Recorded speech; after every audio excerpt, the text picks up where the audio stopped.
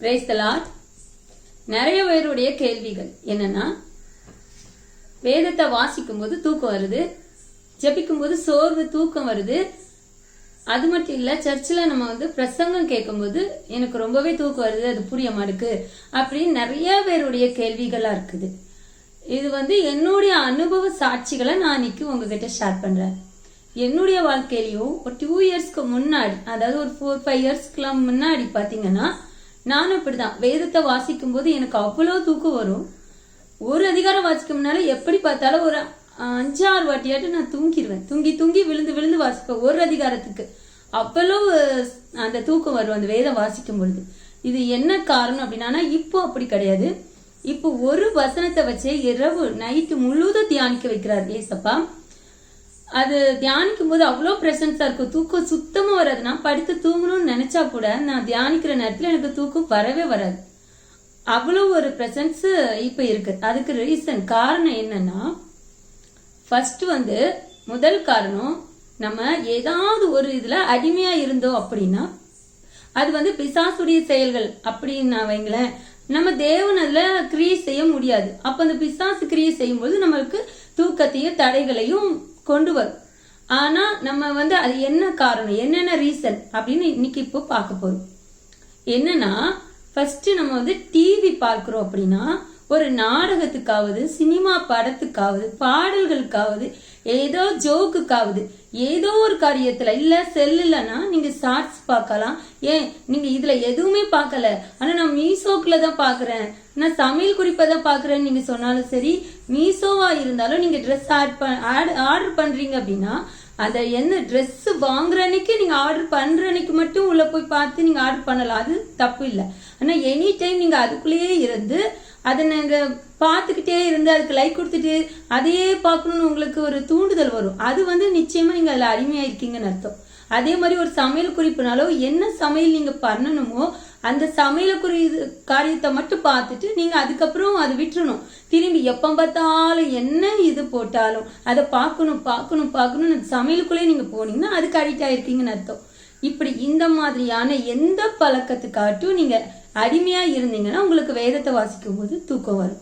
அதே மாதிரி ஜெபிக்கும் பொழுது சோர்வுகளும் தூக்கமும் வரும். பிரசங்கம் கேட்கும் போதும் அந்த பிசாசு உங்களை பிரசங்கத்தை கேட்க விடாது, தூக்கத்தை கொண்டு வரும் அல்லது புரியாத மாதிரி இருக்கும். இப்ப என்னைக்காட்டு ஒரு நாள் பிரசங்கம் உங்களுக்கு புரியாத மாதிரி கொஞ்சம் நல்ல இல்லாத பிரசங்கம் சில பேர் பண்றது ஒரு சில நாட்கள் நல்ல அந்த காரியங்கள் நல்ல இல்லாத மாதிரி இருக்கும். அப்படி இருக்கும்போது நம்மள அறியாம தூக்கம் வரும். இல்ல வேலை விஷயம், நைட் வேலைகள் ஏதாவது பார்த்து இன்னைக்கு அறியாம என்னைக்காவது ஒரு நாள் வர தூக்கம் வேற.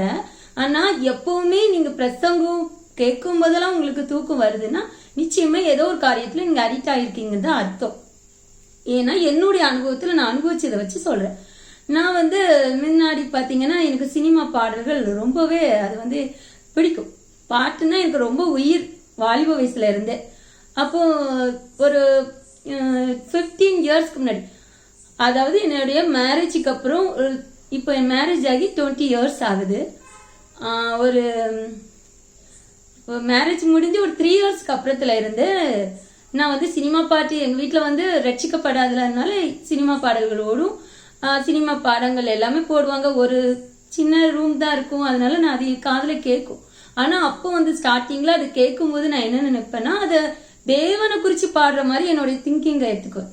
சினிமா பாடல் பார்த்தாலும் அந்த பாட்டு நம்ம ஏசப்பாவை குறிச்சு பாடுற மாதிரி நான் எடுத்துக்குவேன். அப்ப இதை தேவன் பார்க்கிறார். சரியா, நமக்கு சூழ்நிலை அதை கேட்கணும், காதுல கேட்குது அப்படிங்கிற ஒரு சூழ்நிலையா இருக்கு. அது நம்ம வேண்டாம் போடாதீங்கன்னு சொல்ல முடியாது. சிலர் வீட்டுல அதை ஏத்துக்க மாட்டாங்க. அப்போ அதை நீங்க கேட்கும் போது தேவனுடைய காரியத்தை நீங்க சிந்திச்சு அந்த பாடல தேவனையே பாடுற மாதிரி சிந்திக்கும் போது கர்த்தருக்கு பிரியமானதுதான். சரியா, அப்ப எனக்கு அது பிடிக்குதா, நான் அப்படியே யோசிக்க நான் சில வருடங்கள்ல பாத்தீங்கன்னா எனக்கு பாடல்னா ரொம்ப பிடிக்கும். பாட்டு எழுத ஆரம்பிச்சேன். அப்போ சமாதானங்கள் வீட்டுல கொஞ்சம் இல்லாததுனால கொஞ்சம் பிரச்சனைகள், போராட்டங்கள் இருந்தது வீட்டுல.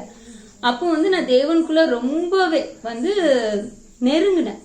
என்னைக்கு நம்ம போராட்டங்கள் வரும்போது கர்த்தருக்குள்ள நம்ம ரொம்பவே நெருங்கி வரும் இல்லையா, அப்படி வரும்போதுதான் பாடல்கள் எழுத ஆரம்பிச்சேன். அப்ப நான் எந்த பாட்டு கிளாஸ்க்கு போனதே கிடையாது. ஆனா கிட்டத்தட்ட ஒரு 60 பாடல் நான் எழுதியிருக்கேன். 60 வகையான டியூன்ல, 60 வகையான ராகங்கள் எப்படி வந்தது அது எனக்கே தெரியாது. ஆச்சரியமா இருக்கும். ஒரு சமையல் பண்ணும்போது அடுப்புல சாதத்தை அடுப்புல போட்டுட்டு நான் அதை வடிக்கிறதுக்குள்ளேயும் கூட ஒரு சாங் எழுதி முடிச்சுவேன் டியூனோட. அவ்வளோ ஒரு அற்புதமா தேவன் எனக்கு அந்த பாட்டு எழுதுற தாளந்து கொடுத்துருந்தார். அப்ப நான் சர்ச்சில் எல்லாம் பாடுவேன். நிறைய பேர் நீங்க எழுதுனாதான் இவ்வளோ நல்லா பாடுறீங்க பரவாயில்ல அப்படி பாராட்டியிருக்காங்க. நாட்கள் போக போக ஒரு 5 years தாண்டுது. ஒரு 5 years ஆனதுக்கு ஒரு மேரேஜ் ஆகி 5 years தாண்டுது. ஓகேவா?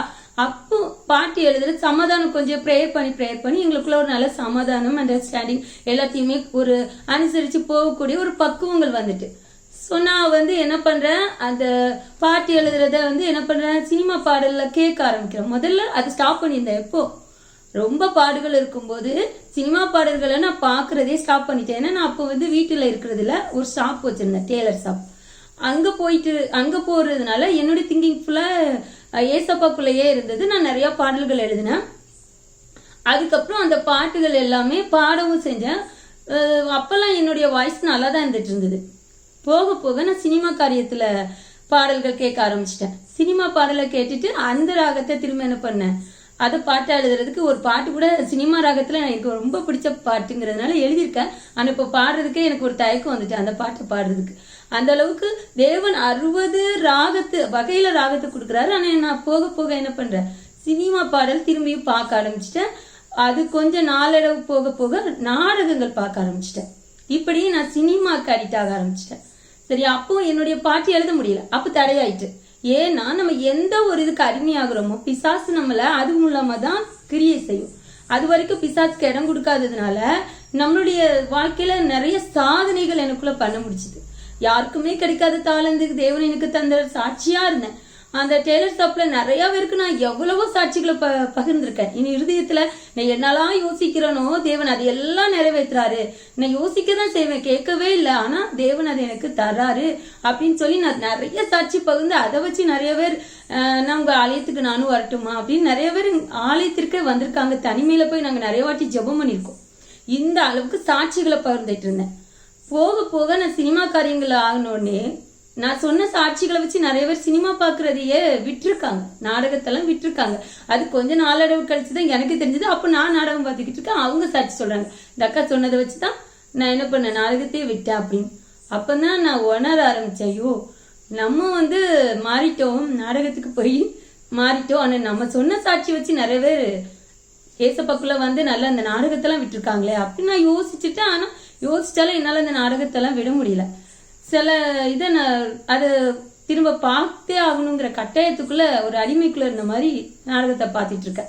சரியா? அப்புறம் அந்த பாட்டு எழுதுறது ஸ்டாப் ஆயிட்டு. அதுக்கப்புறம் நான் யோசிச்சாலும் எனக்கு பாட்டு வராது. ஏன்னா நான் அதுக்குள்ள அடிமை ஆயிட்டேன். அதனால எனக்கு யோசித்தானா அதுக்காக நான் எந்த பாவமான சிந்தனையும் சிந்திச்சது கிடையாது. அதை வச்சு நல்லதுதான் நான் திங்க் பண்ணிருக்கேனே தவிர பாவமான சிந்தனைக்குள்ள போனது கிடையாது. இருந்தாலும் பிசாசு அதுக்கு நம்ம சின்ன இடம் கொடுக்கும்போது அது உள்ள நுழைச்சு நம்மளுக்கு தூக்கத்தையும் இது தடைகளையும் கொண்டு வரதுக்கான ரீசனை தான் நான் உங்களுக்கு சொல்றேன். சரியா? அதுக்கப்புறம் இப்போ ரீசனா ஒரு 2 yearsக்கு முன்னாடிதான் நிறையவே பாடுகள் அடிமேல் அடினா தொழில். சரியா? தொழில் நல்லா ரன் ஆயிட்டு இருந்தது. நான் டீச்சிங் சொல்லி கொடுத்துட்டு இருந்தேன். கிட்டத்தட்ட 1 hour, அதாவது ஒரு 10 பேர் 15 பேர் 2 hours நான் டீச்சிங் சொல்லி கொடுக்கறது. அப்படி நிறைய ஸ்டூடெண்ட் நல்ல ஹை லெவல்ல ஷாப் போய்கிட்டு இருக்குது. ஆனா நாட்கள் போக போக நான் நாடகத்துக்கு அடிக்ட் ஆக அதுல மூலமா பிசாசு கிரியேட் செஞ்சு அதுக்கப்புறம் தொழில பாதிப்புகள் ஆயிட்டு. தொழில் பாதிப்புகள் ஆனதுக்கு அப்புறம் நிறையவே நான் மன கஷ்டங்கள், போராட்டங்கள் இதெல்லாம் நான் சந்திக்கிறேன். சில விஷயங்கள் வெளியே சொல்லவே முடியாது அந்த அளவுக்கு. சரியா? அப்ப நான் நிறையவே போராட்டம் சந்திக்கிறேன். 2 yearsக்கு முன்னாடி டோட்டலா நான் அதெல்லாம் விட்டு வெளி வந்துட்டேன். நாடகம், அதுக்கப்புறம் படங்கள், சினிமா காரியங்கள், ஷார்ட்ஸோ எதுவுமே நான் பார்க்காம ஒப்பு கொடுத்து அதை விட்டு வெளி வந்துட்டேன். ஏசப்பா நீங்க எனக்கு விடுதலையை தாங்க, இந்த போராட்டத்துல இருந்து இதுல இருந்து எனக்கு விடுவித்து என்னை வெளியே கொண்டு வாங்க, நான் உங்களுடைய காரியத்துல நான் சாட்சியா இருப்பேன்னு சொல்லி ஒப்பு கொடுத்துட்டேன்.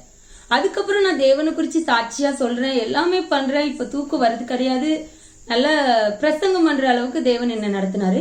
முன்னாடி பாடல் எழுதுனா இப்போ பிரசங்கம் பண்றேன். அந்த அளவுக்கு தேவன் என்ன நடத்தி வந்தாரு. ஆனாலும் தொழில ஒரு விருத்தி இல்லை. முன்னாடி வந்து தொழிலுக்காகவே ஃபாஸ்டிங் போட மாட்டேன். இந்த பாட்டை பாடுறதுக்கு தடையா இருக்குல்ல, அப்ப தொண்டை ப்ராப்ளம் ஆயிட்டு எனக்கு. தொண்டை இப்ப பாட முடியாது, கட்டும். அந்த பாட்டை என்னால தொண்டை வச்சு பாடும்போது அந்த பாட்டு இனிமை இருக்காது, ராகம் இருக்காது. அப்படி சில போராட்டங்கள் அந்த பாடல் பாட முடியாத அளவுக்கு எனக்கு இருந்தது. இப்பவும் இன்னும் நான் இந்த பாட்டுகள் எல்லாம் பாட ஆரம்பிக்கல. ஆனா கர்த்தர் இனி பாடுறதுக்கு கிருபை செய்வார். அது வெளிப்பாடுல காமிச்சிட்டார். முந்தி பாட்டுக்காக நான் பாடணும்னு ஃபாஸ்டிங் போடுவேன். 3 நாள் ஃபாஸ்டிங் போடும்போது எனக்கு தடையை தான் காமிச்சாரு. அந்த பாட்டு பாடுறதுல நான் தடையாயிட்டே தான் இருக்கேன். ஆனா தொழில் நல்லா இருக்கும். தொழில் கேட்காமையே நான் ஃபாஸ்டிங் போடும்போது தொழில் இன்னும் நல்ல ஒரு ஆசீர்வாதமா இருந்துச்சு.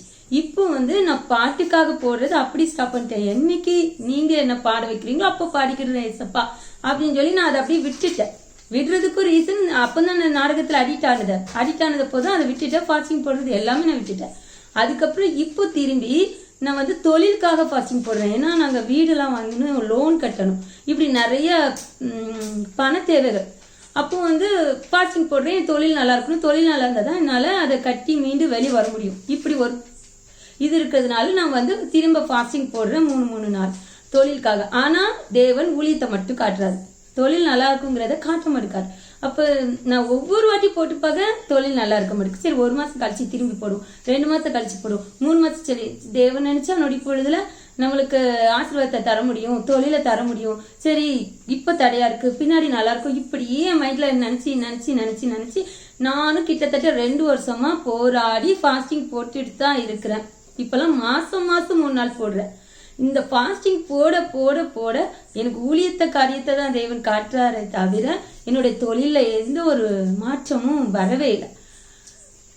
நான் அதுக்கப்புறம் ரொம்பவே மனசோர்வு அடைஞ்சிட்டேன். ஏன்னா லோனுக்கு நம்ம கட்டியே ஆகணும். நான் எங்க இருந்து கட்டுவேன்? வெளியே ஒவ்வொருத்தட்டியா வாங்குறேன். ஆனா தேவனி கூடவே இருக்காரு. அதை நான் அனுபவத்துல பாத்துக்கிட்டே இருக்கேன்.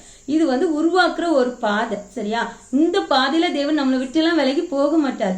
யோசிப்ப எடுத்துக்கிட்டீங்கன்னா அவங்கள வந்து ஒரு தரிசனம் காண்றாங்க. தரிசனத்துக்கு அப்புறம் உடனே அது நடக்கல. அதுக்கப்புறம் எத்தனையோ வருஷம் பாடுகள், சோதனைகள் இதெல்லாம் தாண்டி வந்துதான் அவங்க ஆசீர்வாதத்தை பெற முடிஞ்சது. தேசத்துக்கே ஆசீர்வாதமா வாழ முடிஞ்சது.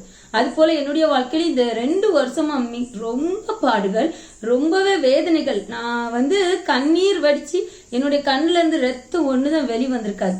அவ்வளவு கண்ணீர் கதறி 1 மணி நேரம், 1/2 மணி நேரம், 2 மணி நேரம், நைட்டு ஃபுல்லா இப்படிலாம் நான் அழுதது உண்டு. ஆனாலும் தொழில மாற்றம் வரல. ஏன்னா தேவன் உருவாக்குற பாதை, சரியா? இதை நான் எப்போ புரிஞ்சுக்கிட்டேன் அப்படின்னா, இப்பவும் லாஸ்டா சரி இவ்வளவு நாள் ஆயிட்டு, இனிமையாட்டு தேவன் ஆசீர்வதிச்சு ஆகணும், வேற வழியே இல்லை, நம்ம கடை வச்சிருந்துட்டு அந்த கடையை நான் விட்டுட்டு இன்னொரு இடத்துல நான் கடையை பார்க்கும்போது கடையை பார்க்க போயிருக்கேன். அப்போ தேவன் எனக்கு ஒரு வெளிப்பாடு தராங்க. என்ன தராங்கன்னா, ஏசப்பா வந்து என்னுடைய கனவுலதான் எப்பவுமே எனக்கு வெளிப்பாடு வரும். மற்றபடி தரிசனம் மாதிரிலாம் நான் பார்த்தது கிடையாது.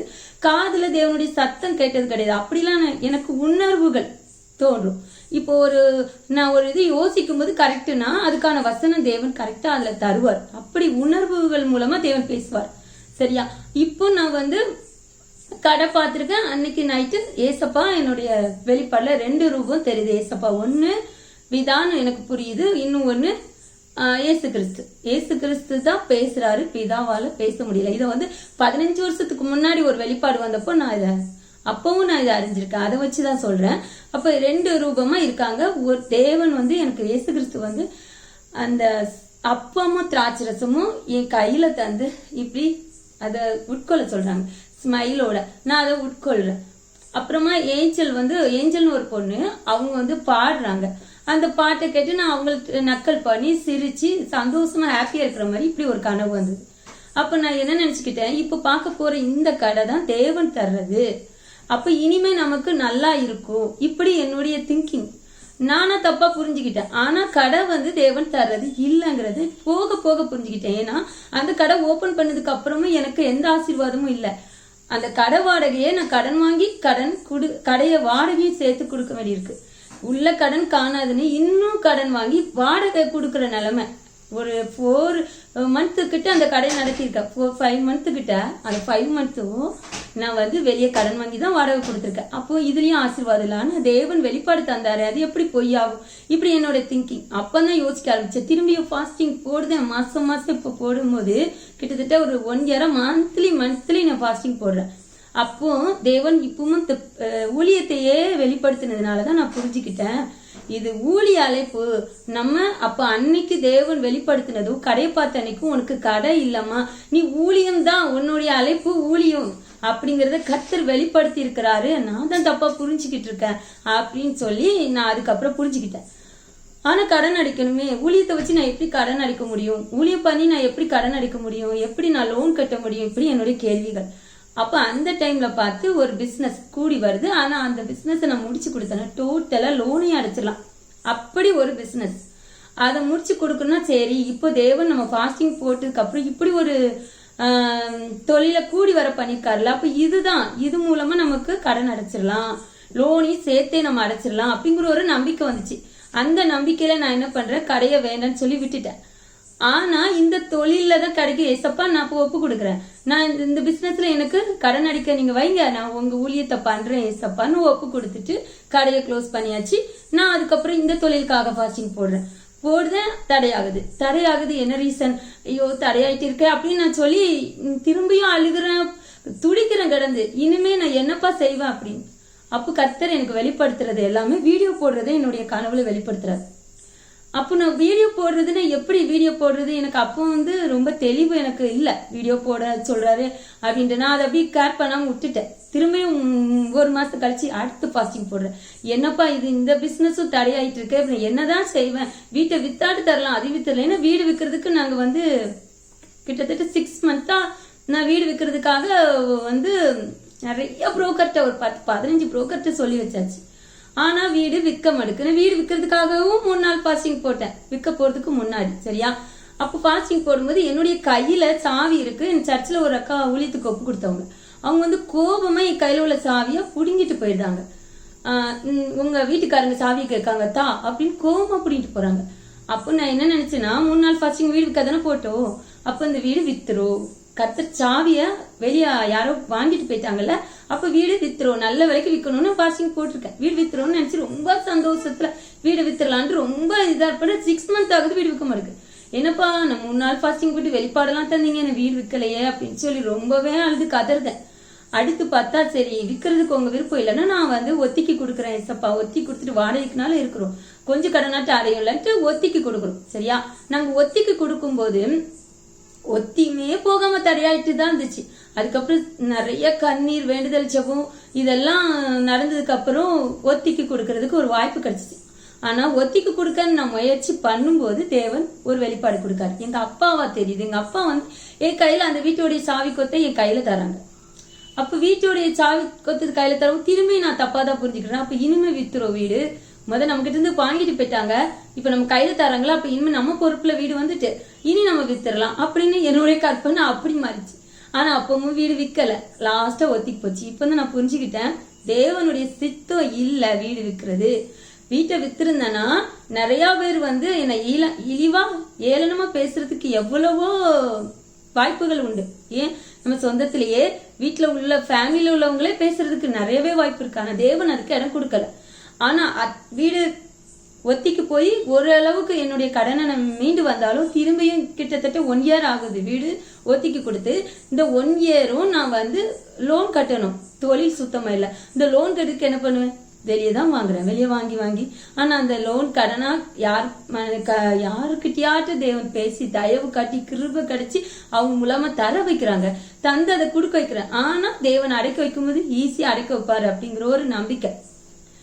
இப்போ நான் திரும்பியும் ஃபாஸ்டிங் போடுறேன். அப்போ ஃபாஸ்டிங் போட்டு திரும்பியும் கேட்கும் போது ஏசப்பா பாட்டு பாடுறது வெளிப்படுத்துறாரு.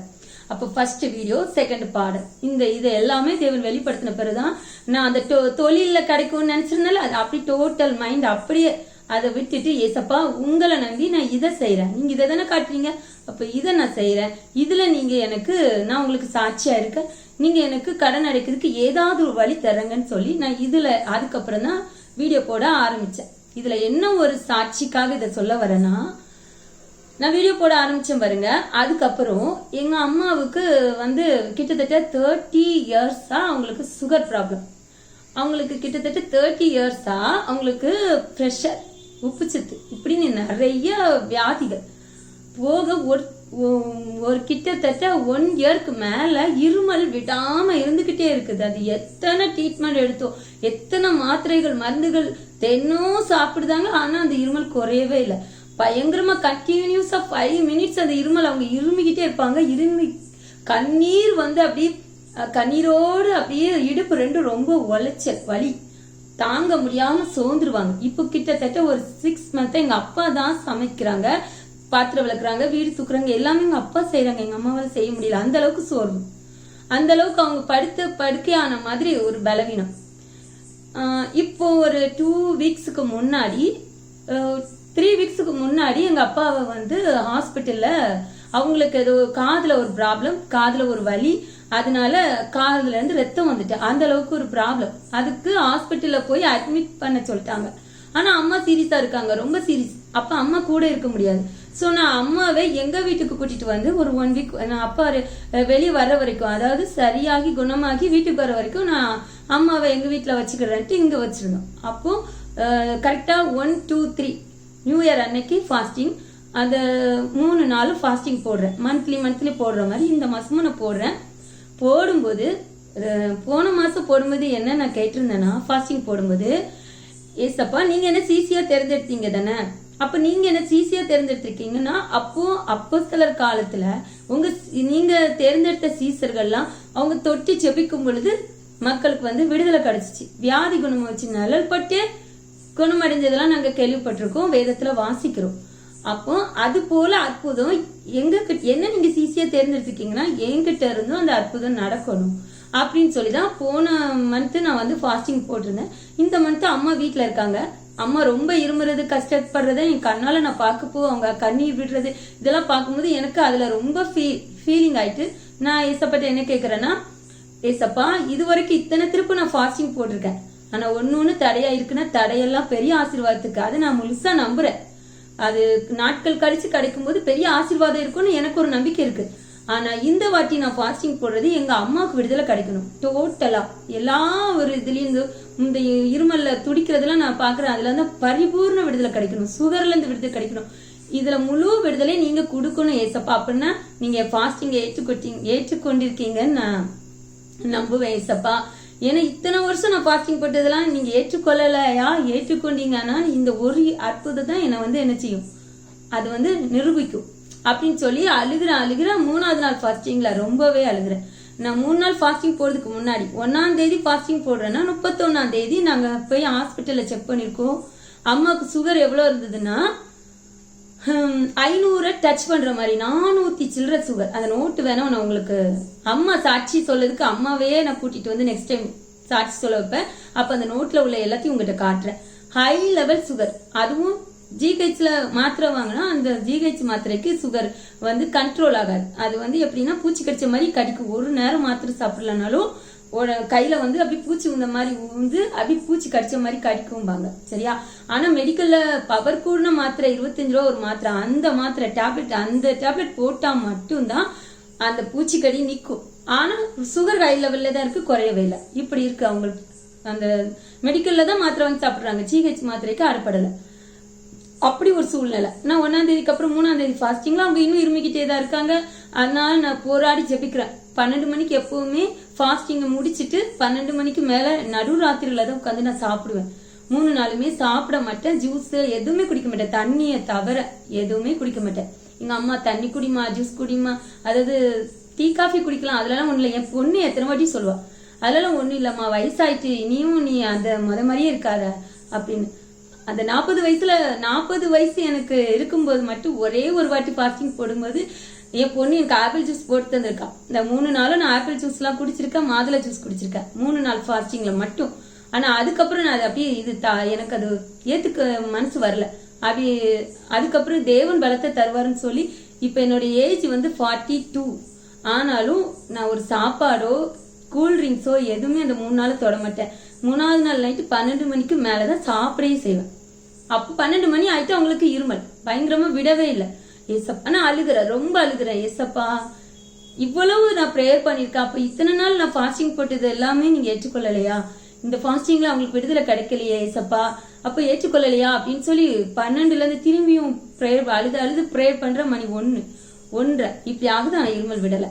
அப்புறம் என்ன பண்ணேன், சரி நான் என் கையில தானே வல்லமே கேட்டிருந்தேன், அப்ப இந்த கையை வச்சு நம்ம தொட்டி செப்பம் பொழுதுன்னு எண்ணெய் சர்ச்ல இருந்து புதுமை எண்ணெய் பாட்டில் இருந்துச்சு, அதை நான் ப்ரேயர் பண்ணி தொட்டு அம்மா நெத்தியில சிலுவை போட்டு ஏசு கிறிஸ்துவின் நாமத்தினால அப்படின்னு சொல்லி அந்த பிசாசு, வியாதியை கொண்டு வர பிசாசு நான் சுட்டி எரிக்கிறேன் அப்படின்னு சொல்லி நான் ப்ரேயர் பண்றேன்.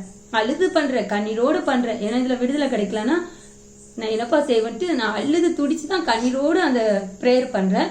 ப்ரேயர் பண்ணி முடிச்சு கொஞ்ச நேரத்துல ப்ரேயர் பண்ணி முடிக்கவும் இருமல்லாம் இருந்தது. பட் கொஞ்ச நேரம் ஒரு 5 மினிட்ஸ் 10 மினிட்ஸ்க்கு கழிச்சு பாத்தீங்கன்னா இருமல் ஸ்டாப் ஆயிட்டு நானும் கொஞ்ச நேரம் ப்ரேயர் பண்ணிட்டு கிட்டத்தட்ட 2 மணிக்கு மேலதான் 2:30க்கு மேலதான் சாப்பிடே உட்காந்தேன். சாப்பிட்டுட்டு அதுக்கப்புறம் போய் படுத்திருக்கேன். அவங்களுக்கு இருமல் நின்றுட்டு அம்மாவும் அழுது ஜெபம் பண்ணாங்க. என் பிள்ளை இவ்வளோக்குள்ள விசுவாசத்தோட ஃபாஸ்டிங்கோட ப்ரேயர் பண்றாளப்பா, நீங்க இந்த ஜெபத்துக்கு பதில் கொடுங்கன்னு சொல்லி எங்க அம்மாவும் அழுது கண்ணீரோட ஜெபிச்சாங்க. அது மாதிரி நானும் அதுக்கப்புறம் காலையில எந்திரிச்சாச்சு. அம்மா சுகர் மாத்திரை, ஏன்னா இருமல் நின்றுட்டு அவங்களுக்கு ஒரு விசுவாசம் நம்பிக்கை, கண்டிப்பா தேவன் அப்போ நமக்கு விடுதலை கொடுத்துட்டாரு, இனி சுகர் டேப்லெட் எடுக்க கூடாதுன்னு அவங்க ஒரு பிடிவாதமா சுகர் டேப்லெட் எடுக்கல, பிரஷர் டேப்லெட் எடுக்கல, சத்து மாத்திரை தீம்பாங்க. அந்த மாத்திரை நிறைய ஒரு நாளைக்கு ஒரு நேரத்துக்கு மட்டுமே 10-15 மாத்திரை வரும். ஏன்னா சத்து மாத்திரை, குடல் புண்ணு, அந்த மாத்திரை அதிகமா எடுக்கிறதுனால குடல் புண் மாத்திரை சேர்த்து சாப்பிடணும். இப்படி சகல மாத்திரையும் சேர்த்து 10-15 மாத்திரை. ஏன்னா இருமலுக்கு சளி மாத்திரை எல்லாம் சாப்பிடணுமா. ஒரு நேரத்துக்கு 15 மாத்திரைனா 2 நேரத்துக்கு எவ்வளோன்னு பார்த்துக்கோங்க. ஒரு நாளைக்கு 30 மாத்திரைக்கு மேல அவங்க எடுப்பாங்க. ஆனா அந்த 3ஆம் தேதி ஃபாஸ்டிங் முடியுது. 4ஆம் தேதி காலையில இருந்து ஒரு மாத்திரை அவங்க இது வரைக்கும் இந்த நாள் இப்போ வரைக்கும் ஒரு மாத்திரை கூட எடுக்கல. கிட்டத்தட்ட 1.5 வாரம் தாண்டுது, 2 வாரம் ஆக போகுது. இன்னும் ஒரு மாத்திரை கூட அவங்க எடுக்கல. ஒரு நேரம் மாத்திரை எடுத்தா கூட பூச்சி எடுக்கலன்னா கூட பூச்சி கடிக்க ஆரம்பிச்சிடும், குத்து எடுக்கும். அதனால அவங்களுக்கு மறுநேரமே மாத்திரை எடுத்திருப்பாங்க. அது ஒருவேளை அப்படி இருந்திருந்தா. ஆனா அப்படி இல்லைன்னு நம்பிக்கையோட அதை விட்டாங்க. இப்போ வரைக்கும் அவங்க விடுதலையோட இருக்காங்க. நான் போய் செக் பண்ணுங்கம்மா, சுகர் இல்லைன்னு தெரிஞ்சா இன்னும் கொஞ்சம் நல்லா இருக்கும்ல சாட்சிக்கு அப்படின்னு.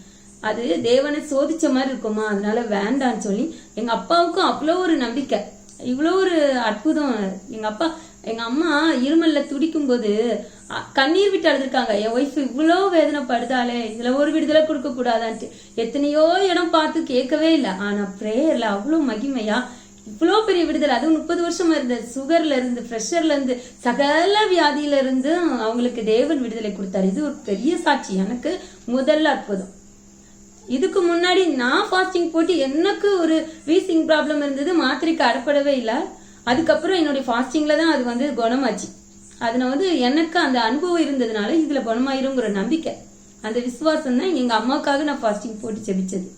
இப்ப அவங்களுக்கும் விடுதலை கிடைச்சிச்சு பாருங்க. இதுதான் மத்தவங்களுக்கு என் மூலமா விடுதலை கிடைச்ச ஒரு முதல் சாட்சி எனக்கு எங்க அம்மா தான். இனி ஒவ்வொரு எல்லாத்துக்காண்டியும் நான் ஜெபம் பண்ணலாம், ஜெபிக்கலாம்னு ஒரு நம்பிக்கை, விசுவாசம் எனக்குள்ள இருக்கு. அப்போ இப்ப எனக்கு ஃபுல் நம்பிக்கை இருக்கு.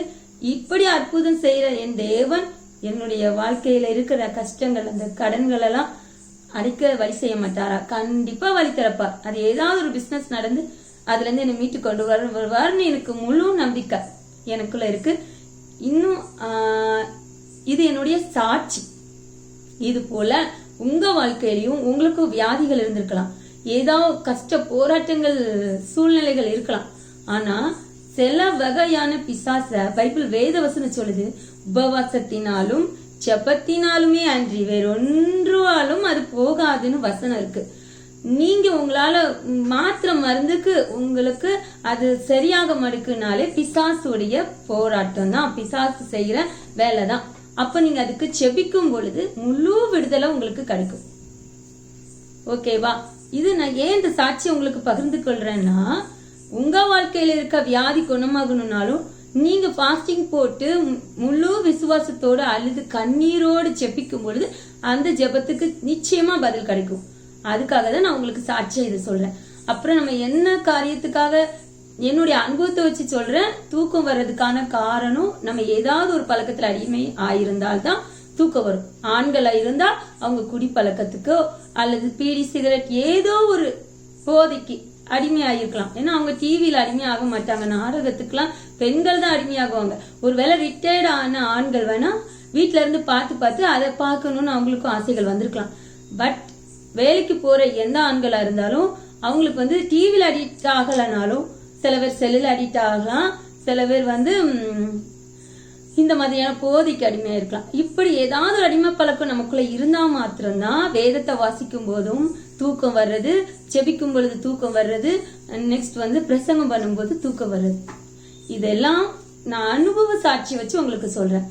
இதெல்லாம் நீங்க விட்டு வெளியே வந்து ஒப்பு கொடுத்து தேவனுக்குள்ள வரும்போது அது பெரிய ஆசீர்வாதமா இருக்கும், பெரிய சாட்சியா இருக்கும். இந்த சாட்சி அநேகருக்கு பிரயோஜனமா இருக்கணும். அதுக்காக தான் இந்த சாட்சி நான் சொல்லியிருக்கேன். God bless you.